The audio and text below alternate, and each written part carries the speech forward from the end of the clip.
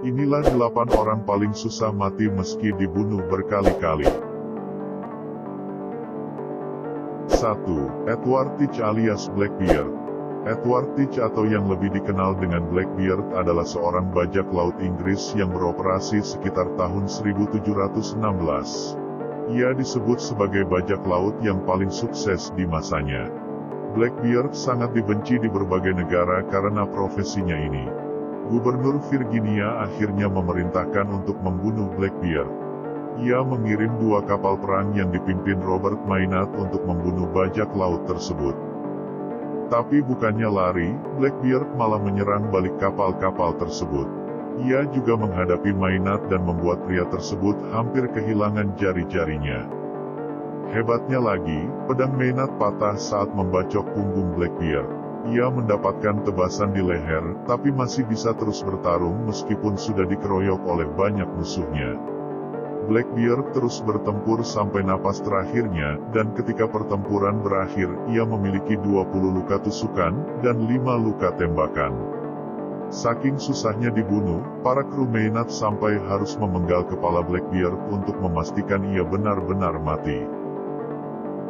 2. Josip Tito. Josip Tito adalah Presiden Yugoslavia.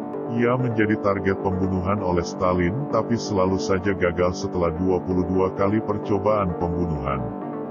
Beberapa ahli sejarah bahkan percaya Tito mengirim seseorang untuk meracuni Stalin.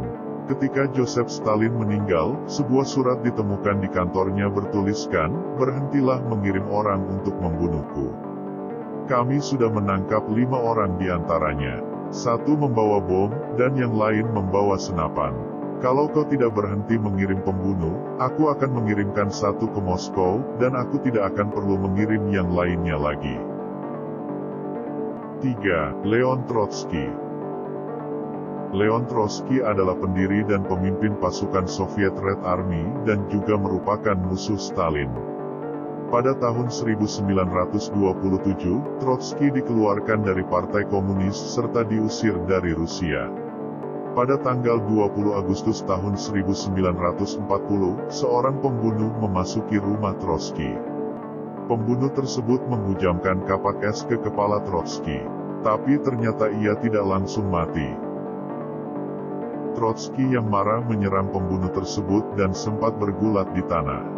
Dengan kapak yang masih tertancap di otaknya, Trotsky mampu menangkap pembunuh tersebut sampai penjaganya menyadari apa yang terjadi.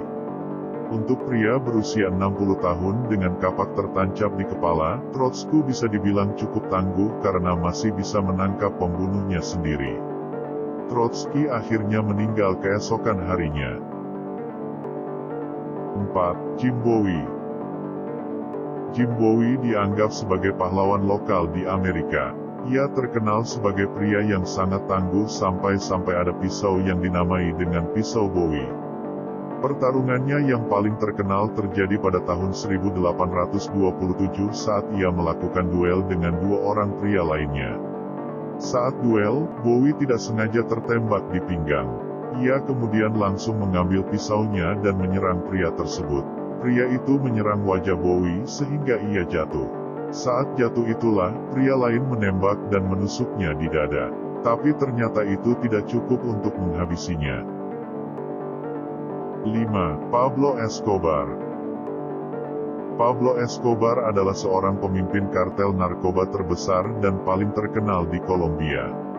Ia adalah pemasok 80% kokain di seluruh dunia, dan memiliki kekayaan senilai 30 miliar dolar. Escobar termasuk orang yang punya banyak musuh gara-gara sering merencanakan pembunuhan para polisi dan hakim. Tahun 1993, tim khusus Amerika dan Kolombia bergabung dengan kelompok besar keluarga korban Escobar dengan tujuan untuk membunuh pria tersebut. Mereka langsung menembakkan senjata ke arah raja narkoba tersebut begitu menemukannya dan terjadilah baku tembak. Pablo Escobar lari ke atap, lompat dari satu gedung ke gedung lain dengan terus dihujani peluru. Meski begitu, ia tetap tidak tewas hingga akhirnya Escobar memilih bunuh diri dengan menembak kepalanya sendiri. 6. Ferdinand Magellan. Ferdinand Magellan adalah seorang penjelajah Portugis dan merupakan orang pertama yang berhasil mengelilingi dunia. Ia juga merupakan orang pertama yang menginjakkan kakinya di Filipina. Ferdinand Magellan kemudian membuat perjanjian dengan dua raja Filipina bahwa ia akan membunuh Lapu-Lapu, musuh dari dua raja tersebut. Saat menginjakkan kaki di Pulau Mactan milik Lapu-Lapu, ternyata pasukan musuh sudah bersiap di sana untuk menyerang. Magellan kemudian ditembak dengan peluru beracun, tapi masih tetap hidup. Ia ditusuk di muka dengan tombak bambu, tangan dan kakinya ditebas dengan pedang, dan terus dipukuli hingga terjerembab ke tanah, namun tidak juga mati. Ia berteriak pada para anak buahnya untuk kembali ke kapal dan kabur. Setelah melihat anak buahnya selamat, barulah ia mati. 7. Gabriel Garcia Moreno.